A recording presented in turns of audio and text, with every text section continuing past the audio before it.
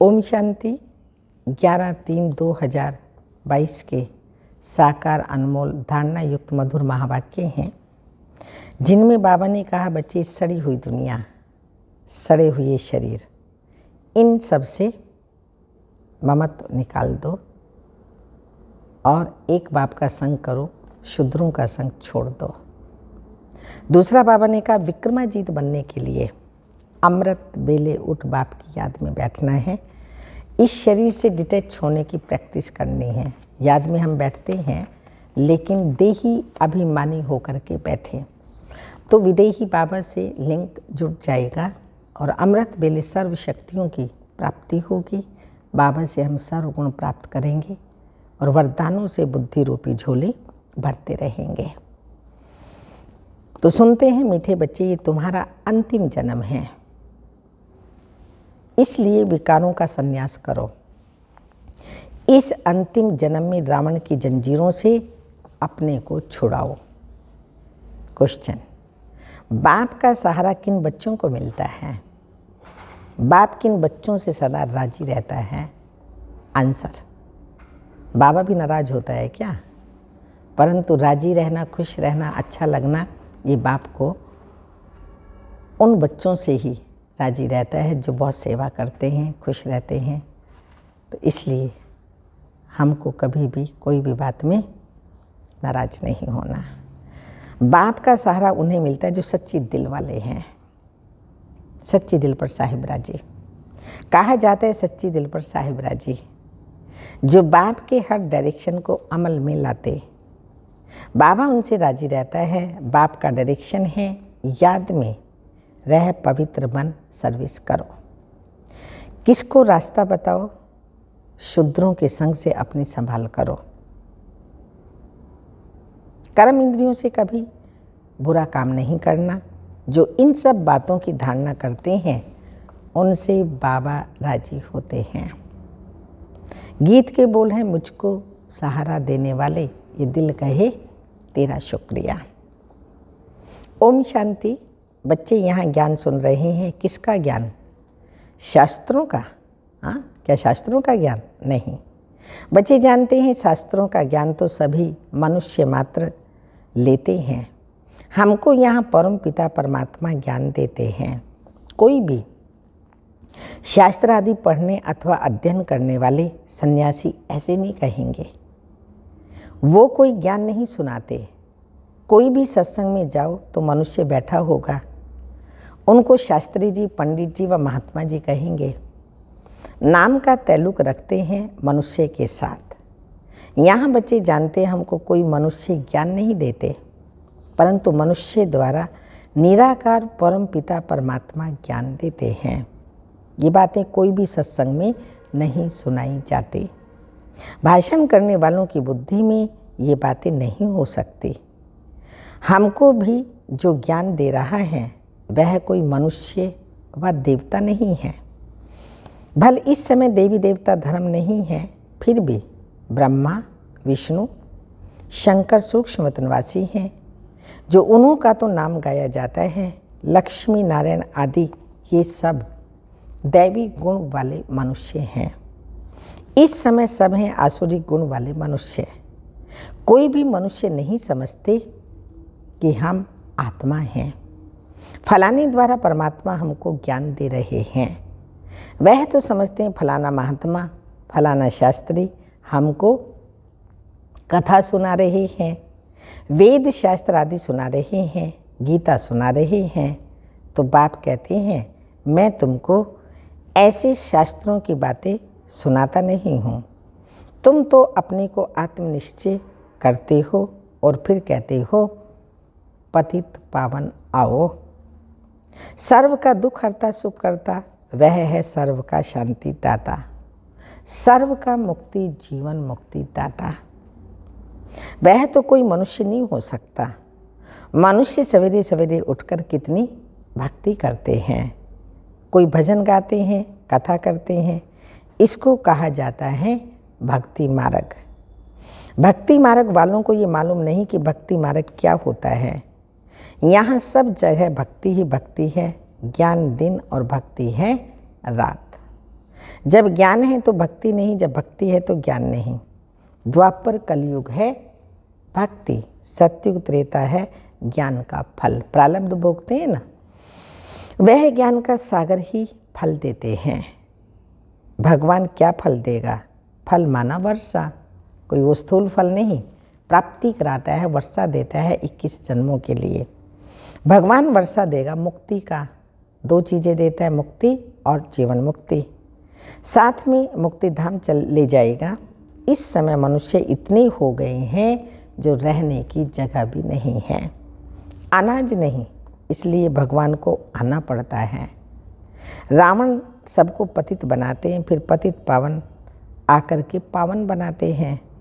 पावन बनाने वाला और पतित बनाने वाला दोनों ही अलग अलग हैं। अब तुम जान गए हो कि पावन दुनिया को पतित बनाने वाला कौन है और पतित दुनिया को पावन बनाने वाला कौन है। कहते हैं पतित पावन आओ, तो पावन बनाने वाला शिव बाबा। एक को ही बुलाते हैं, सर्व का पालन करता एक है। सतयुग में कोई विकारी हो ही नहीं सकता। पतित अर्थात जो विकार में जाते हैं। सन्यासी विकार में नहीं जाते, इसलिए उनको पतित नहीं कहेंगे। कहा जाता है पवित्र आत्मा 5 विकारों का संन्यास किया हुआ है। नंबर 1 विकार है काम। क्रोध तो सन्यासियों में भी बहुत है। स्त्री को छोड़ते हैं, समझते हैं उनके संग में मनुष्य विकारी रह नहीं सकते। शादी का मतलब ही यह है। सतयुग में ये कायदा नहीं, तो बाप समझाते हैं बच्चे वहाँ पतित कोई होता ही नहीं। देवताओं की महिमा सर्वगुण संपन्न संपूर्ण निर्विकारी है। रावण राज्य शुरू होता ही है द्वापर युग से।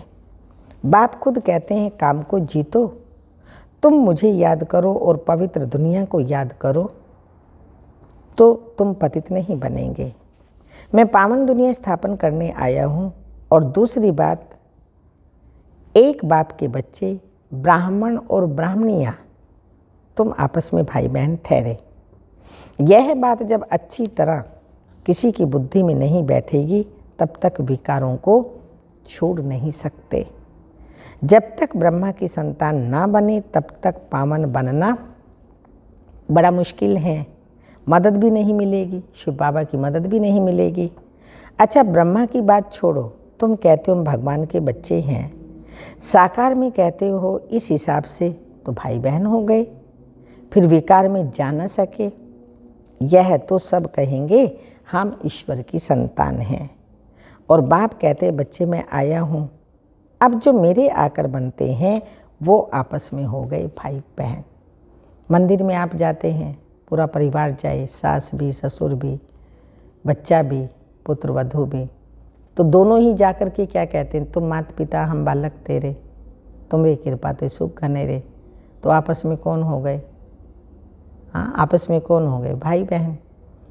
लेकिन समझते ही नहीं। तो शिव बाबा यही कहते हैं, आत्मा रूप में भाई भाई, प्रजापिता ब्रह्मा की संतान भाई बहन, और जब देह में आते वो रिश्ते नाते वो तो हैं ही हैं। तो बाबा ने कहा फिर आपस में भाई बहन हो गए। ब्रह्मा द्वारा भाई बहन की रचना होती है, तो फिर विकार में जा ना सके। बाप कहते हैं ये तुम्हारा अंतिम जन्म है, एक जन्म के लिए तो इस विकार का त्याग करो।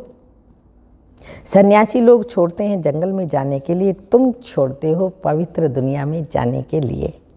सन्यासियों को कोई टेम्पटेशन नहीं, गृहस्थी लोग उनको बहुत मान देते हैं, परंतु वह कोई मंदिरों में पूजने लायक नहीं बनते। मंदिर में पूजनीय लायक हैं देवताएं, क्योंकि उन्हों की आत्मा और शरीर दोनों पवित्र रहते हैं। यहाँ हमको पवित्र शरीर मिल ना सके, यह तो तमो प्रधान पतित शरीर हैं। 5 तत्व भी पतित हैं, उन 5 तत्वों से ही शरीर बना है।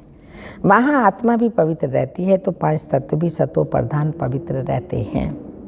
अभी आत्मा भी तमो प्रधान, तो तत्व भी तमो प्रधान, इसलिए बाढ़ तूफान आदि कितने होते रहते हैं। किसी को दुख देना यह तमो गुण है। सत्युग में तत्व भी किसी को दुख नहीं देते। इस समय मनुष्यों की बुद्धि तमो प्रधान है। सतो रजो तमो में भी जरूर आना है। नहीं तो पुरानी दुनिया कैसे हो जो फिर नई बनाने वाला आए। अब बाप कहते हैं बच्चे पावन बनो, ये अंतिम जन्म रावण की जंजीरों से अपने को छुड़ाओ। आसुरी मत पर आधा कल्प तुम पतित रहे हो, ये बहुत बुरी आदत है। सबसे बड़ा दुश्मन है काम। छोटेपन में भी विकार में चले जाते हैं क्योंकि संग ऐसा मिलता है। समय ही ऐसा है, पति जरूर बनना है। संन्यास धर्म का भी पार्ट है। सृष्टि को जल मरने से कुछ बचाते हैं। महात्मा पवित्र रहते हैं तो सृष्टि विकारों में जले नहीं, उससे बचाते हैं। अब ड्रामा को भी तुम बच्चे ही जानते हो। भल कहते हैं क्रिश्चियन धर्म को इतने वर्ष हुए, परंतु यह नहीं जानते क्रिश्चियन धर्म फिर खत्म कब होगा। कहते हैं कलयुग को अभी 40,000 वर्ष चलना है, तो क्रिश्चियन आदि सब धर्म 40,000 वर्ष तक वृद्धि को पाते रहेंगे। अब 5,000 वर्ष की जगह पूरी नहीं रही तो 40,000 वर्ष का, अगर 40,000 वर्ष का पूरा कल्प हो, पूरी दुनिया हो, तो पता नहीं क्या हो जाए।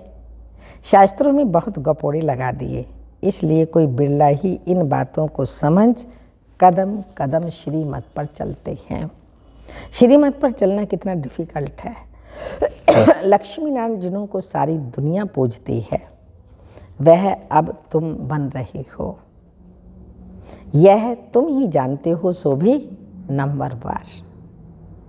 अब बाप कहते हैं मुझे याद करो और घर को याद करो, तो जल्दी याद आता है ना। मनुष्य 8-10 वर्ष की मुसाफरी कर घर लौटते हैं तो खुशी होती है कि अब हम अपने बर्थ प्लेस में जा रहे हैं। अब वह मुसाफरी होती है थोड़े समय की, इसलिए घर को भूलते नहीं हैं। यहाँ तो 5,000 वर्ष हो गए हैं, इसलिए घर को तो बिल्कुल ही भूल गए हैं।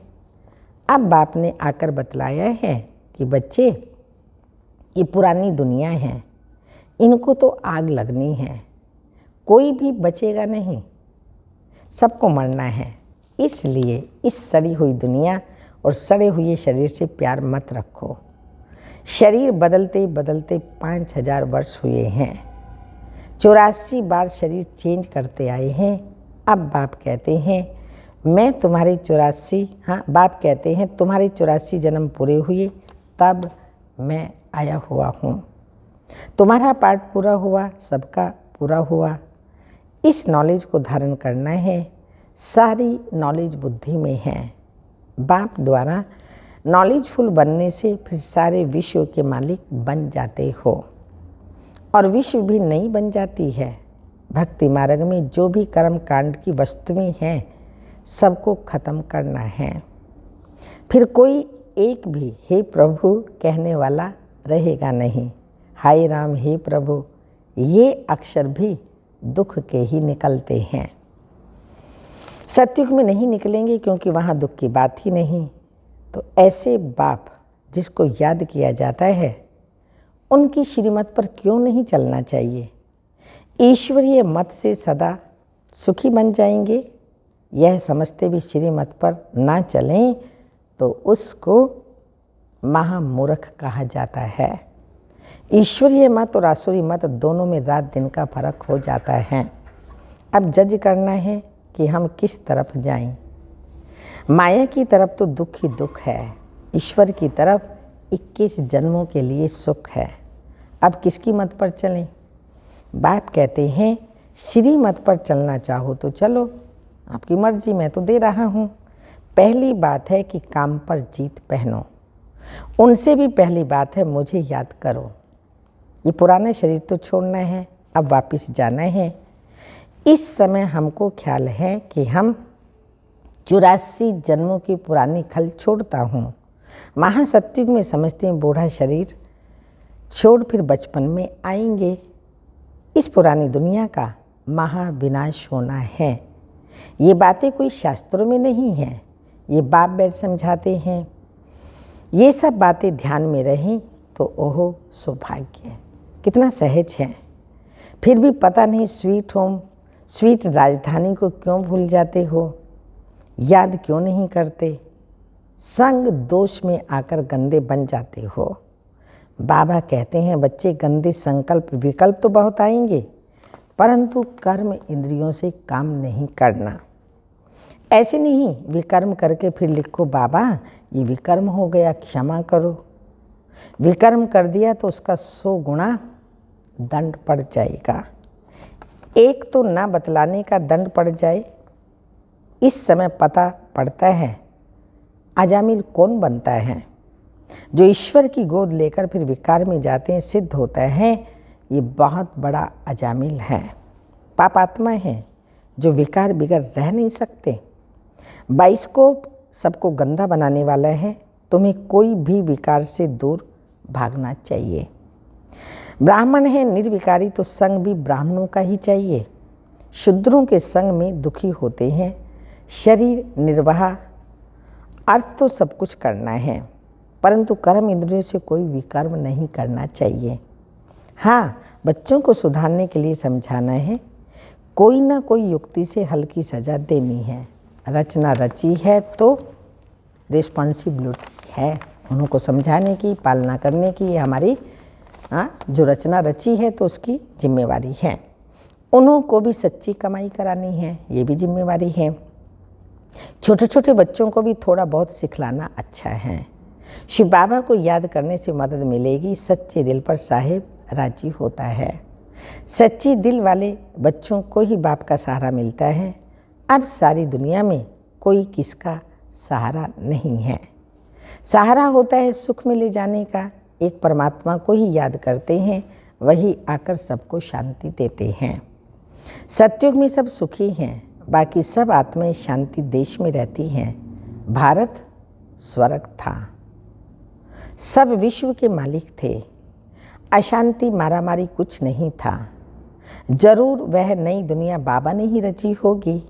बाबा से वर्षा मिला होगा, कैसे? वह भी कोई समझते नहीं हैं। उसको राम राज्य कहा जाता था, अब नहीं है। था तो सही ना। वही भारत जो पूज्य था वह पुजारी बना है, फिर जरूर बनेगा। अभी तुम पुरुषार्थ कर रही हो। शिव भगवान वाच्य कृष्ण की आत्मा अंतिम जन्म में सुन रही है, फिर कृष्ण बनने वाली है। तो सवेरे उठकर बाबा को याद करना है। वो टाइम बहुत अच्छा है, वाइब्रेशन भी शुद्ध रहता है। जैसे आत्मा रात को थक जाती है तो कहती मैं डिटेक्ट हो जाती हूँ। तुम्हारा भी यहाँ होते हुए, यानी यहाँ इस दुनिया में होते हुए बुद्धि योग वहाँ परम धाम में लगा रहे। अमृत वेले उठकर याद करने से दिन में भी याद आएगी। ये कमाई है। जितना याद करेंगे उतना विक्रमाजीत बनेंगे। धारणा होगी। जो पवित्र बनते हैं, याद में रहते हैं, वही सर्विस कर सकेंगे। डायरेक्शन पर चलते हैं तो बाबा राजी होते हैं। पहले सर्विस करनी है, सबको रास्ता बताना है। योग का रास्ता बताने के लिए भी ज्ञान देंगे ना। योग में रहने से विकर्म विनाश होंगे। साथ में चक्र को फिराना है, रूप बसंत बनना है। फिर पॉइंट्स भी आती रहेंगी, बुद्धि में और पॉइंट्स भी आती रहेंगी। अच्छा, मीठे मीठे सिक्के लदे बच्चों प्रति माता पिता बाप दादा का याद प्यार। Good morning, diamond morning. रूहानी बाप की रूहानी बच्चों को नमस्ते। हम रूहानी बच्चों की रूहानी माता पिता बाप दादा को याद प्यार। गुड मॉर्निंग, डायमंड मॉर्निंग, ओम नमस्ते। धारणा के लिए मुख्य सार है इस सड़ी हुई दुनिया और सड़े हुए शरीर से ममत्व निकाल एक बाप को और घर को याद करना है। सड़ी हुई दुनिया से भी कितना लोग फंस जाते हैं, फंसे पड़े हैं। सड़ी हुई शरीर है, इसके अंदर भी फंसे पड़े हैं। बार बार देही अभिमान आता है, फीलिंग आती है। हाँ, लोगों को टॉर्चर करते हैं, क्रिटिसाइज करते हैं। देही अभिमान है तब तो करते हैं ना। तो बाबा कह रहे हैं बच्चे सड़ी हुई इस दुनिया को भी भूल जाओ, शरीर को भी भूल जाओ। हम हैं कि उसको भूलने की कोशिश ही नहीं करते हैं। शूद्रों के संग से अपनी संभाल करनी है। अगर किसी के अंदर आसुरी वृत्तियाँ, कोई ऐसे वैसे विकार हैं, उनसे भी अपनी संभाल करनी है। सेकंड पॉइंट, विक्रमाजीत बनने के लिए अमृत बेले उठ याद में बैठना है। इस शरीर से डिटैच होने का अभ्यास करना है। वरदान, पुराने संसार और संस्कारों की आकर्षण से संसार और संस्कारों की आकर्षण से जीते जी मरने वाले यथार्थ मर जीवा भव। पुरानी दुनिया को छोड़ आए लेकिन पुराने संस्कार नहीं छोड़े तो यथार्थ मर्जीवा जीवन नहीं है। यथार्थ मर्जीवा जीवन है संस्कारों को भी जो पुराने हैं और पुरानी दुनिया को भी बुद्धि से एकदम छोड़ देना है। यथार्थ जीते जी मरना अर्थात सदा के लिए पुराने संसार व पुराने संस्कारों से संकल्प व स्वप्न से भी मरना। मरना माना परिवर्तन होना। उन्हें कोई भी आकर्षण अपनी ओर आकर्षित कर नहीं सकते। वह कभी नहीं कह सकते क्या करें, साथ चाहते नहीं थे लेकिन हो गया, आदि आदि। कई बच्चे जीते जी मरकर फिर जिंदा हो जाते हैं। कैसे डर लगेगा उनसे अगर पुराने संस्कार अचानक आ जाए मरे हुए बच्चों में। रावण का सिर एक ख़त्म करते दूसरा आता, लेकिन फाउंडेशन को ही ख़त्म कर दो तो रूप बदल करके माया वाणी करेगी। फाउंडेशन है देह अभिमान, इसको ख़त्म कर देंगे तो रावण कभी भी तंग नहीं करेगा। स्लोगन, सबसे लक्की वो हैं जो याद और सेवा में बिजी रहते हैं। सबसे लक्की वह हैं जो याद और सेवा में बिजी रहते हैं। अमृत वेले की पॉइंट है, अमृत वेले बाप दादा बच्चों के भाग्य का गुणगान करते हैं। अपने को सारी दुनिया के बीच चमकता हुआ विशेष लक्की सितारा अनुभव करते हो। ऐसे लक्की जिन्हों का स्वयं बाप गायन करते हैं, इससे श्रेष्ठ भाग्य और किसी का हो सकता है नहीं ना। सदा ऐसी खुशी रहती है जो अपनी खुशी को देखते हुए देखने वालों के गम के बादल व दुख की घटाएं समाप्त हो जाए। इतना खुशी हमारे जीवन में होनी चाहिए। दुख को भूल सुख के झूले में झूलने लग जाएं। ऐसे अपने को अनुभव करते हो जैसे गायन है, पारस के संग में लोहा भी पारस बन जाता है। ऐसे आप पारस मणियों के संग से अन्य आयरन एजेड आत्माएं गोल्डन बन जाए। ऐसी अवस्था अनुभव करते हो कोई भी आत्मा भिखारी बनकर आए और माला माल होकर के जाए। ऐसी अपनी तकदीर की तस्वीर रोज दर्पण में देखते हो। किस समय देखते हो? अमृत वेले देखने का टाइम निश्चित है या चलते फिरते जब आता है तब देखते हो? सारे दिन में कितनी बार देखते हो? आजकल का फैशन है कि बार बार अपना चेहरा देखते हैं। वो देखते हैं अपने फीचर्स और आप देखते हो अपना फ्यूचर। सत्युग में ऐसे देवता बनने वाले हैं। आपका फीचर्स की तरफ अटेंशन, आपका फीचर्स की तरफ अटेंशन नहीं है। अपनी तकदीर की तस्वीर देखते हो कि हमारी तस्वीर में कहाँ तक रूहानियत बढ़ती जा रही है। अच्छा, ओम शांति।